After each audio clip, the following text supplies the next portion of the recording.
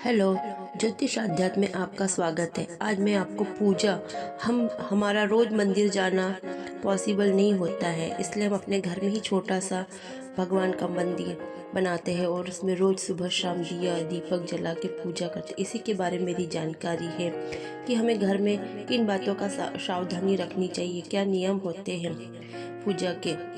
अगर आपको मेरा वीडियो अच्छा लगता है तो लाइक कमेंट शेयर ज़रूर करें।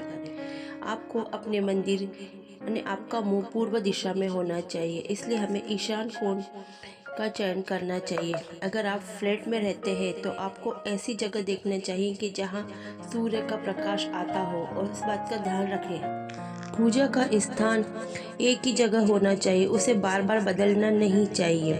अगर आपको ये ध्यान जरूर रखना चाहिए कि पूर्व दिशा की कहाँ पे है, और जब आप पूजा कर रहे हो तो आपका मुंह पूर्व दिशा में होना चाहिए। आपको घर में कभी भी मंदिर यानी जो मंदिर के आकार ऊपर होता है वैसा नहीं आकृति नहीं बनानी चाहिए, इसे अच्छा नहीं माना जाता। पूजा स्थान में ज़्यादा मूर्तियाँ नहीं होनी चाहिए, एक से अधिक भगवान की मूर्तियाँ, और दीवारों पे ज़्यादा आपको फोटो नहीं लगाना है। पूजा स्थान का रंग हल्का पीला या सफ़ेद रखें। अगर आप चयन कर रहे हैं तो पीला या सफ़ेद रखें। पूजा स्थान पर गाढ़ा रंग कभी नहीं करवाना चाहिए, हल्के रंग ही करवाना चाहिए। जहाँ भी आपने पूजा स्थान बनाया है, त्रिकोण या गुंबद वाला मंदिर पूजा स्थान में नहीं रखना चाहिए, इसे अच्छा नहीं माना जाता। अगर आप पूजा कर रहे हैं तो आपको थोड़ा जल जमीन पर डाल के अपना नाम लेके हल्का सा संकल्प करके पूजा आरंभ करनी चाहिए। और सबसे पहले आपको पूजा गणपति जी की करनी चाहिए। गणेश जी को सर्वप्रथम और प्रथम देव भगवान माना जाता है। अगर आप उनकी स्मरण पूजा करते हैं तो आपकी पूजा सफल होती है। आप जिस भी काम के लिए पूजा कर रहे हैं वो आपकी पूजा सफल होती है। सामान्य रूप से सबसे पहले गणेश जी की, उसके बाद अपने गुरु की। अगर आप किसी गुरु का स्मरण करते हैं या किसी से दीक्षा लिए तो आपके गुरु है तो पहले गुरु का स्मरण करें, उनका मंत्र करें, ताकि आप जो भी पूजा पाठ जिस भी काम के लिए कर रहे हैं वो आपकी सफल हो। उनके मंत्रों का जाप करें, और मंत्रों का जाप करते समय आपको यह बात ध्यान रखनी है कि आपको जल को नहीं छूना है।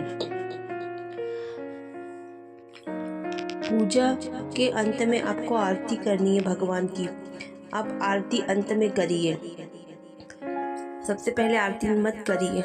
और जो आप इस बात का भी ध्यान रखिए कि आपको सबसे पहले नहाना है, अपने घर की सफाई कर नहा के पूजा करनी है। आप इस बात का ध्यान रखिए कि उसके पहले आपको कुछ भी नाश्ता या खाना खाना नहीं है। आपके भगवान की पूजा करने के बाद, खाना बनाने के बाद भगवान को नैवेद्य जो भी आप खाना बनाते पहले भगवान को अर्पण करें, फिर आप ग्रहण करें। आपके परिवार के सदस्य, आपको दोनों टाइम पूजा करनी है, सुबह और संध्या के समय। घर में सब दूर दीपक लगाने हैं, अपने मेन गेट के पास, आपकी तुलसी जी के पास, जहाँ आपने तुलसी का पौधा रखा है। क्योंकि जहाँ दीपक जलता है कहते हैं कि वहाँ पर जब सूर्य डूब जाता है तो नेगेटिव ऊर्जा हमारे घर में प्रवेश नहीं करती। हर जगह उजेला करिए, कहीं भी अंधेरा मत रखिए। और दोनों संध्या के समय दीपक लगाए, भगवान से आराधना करें। ये इस तरह आप अगर पूजा पाठ करते हैं, छोटी छोटी बातों का ध्यान रखते हैं तो आपकी पूजा जरूर सफल होगी।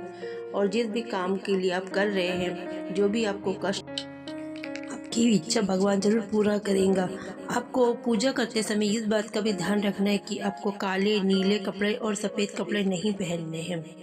हल्के कलर के गुलाबी रेड कलर आप पहन सकते हैं, लेकिन काले और नीले कपड़े पहनने से बचना चाहिए।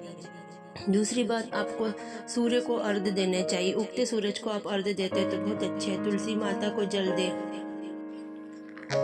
आपको सूर्य को पानी चढ़ा के वहाँ पे आपको परिक्रमा लगाए, सूर्य को जल अर्घ्य दे। तुलसी माता की दोनों टाइम पूजा करें, सुबह आप उन्हें जल दे और शाम के समय उनके पास घी का दीपक जलाए, ताकि आपके घर में सुख समृद्धि का वास हो। क्योंकि लक्ष्मी जी का वास माना जाता है तुलसी जी में। उनकी हमेशा पूजा और उनकी सेवा करनी चाहिए हर स्त्री को। यह मेरी जानकारी थी, छोटी छोटी जानकारी। अगर आपको अच्छी लगी आपके नियम के पूजा रोज की नित्य पूजा में, तो आप इसे ज़रूर अपनाइए और अपने हर संकट भगवान आपके संकट दूर करेंगे। धन्यवाद।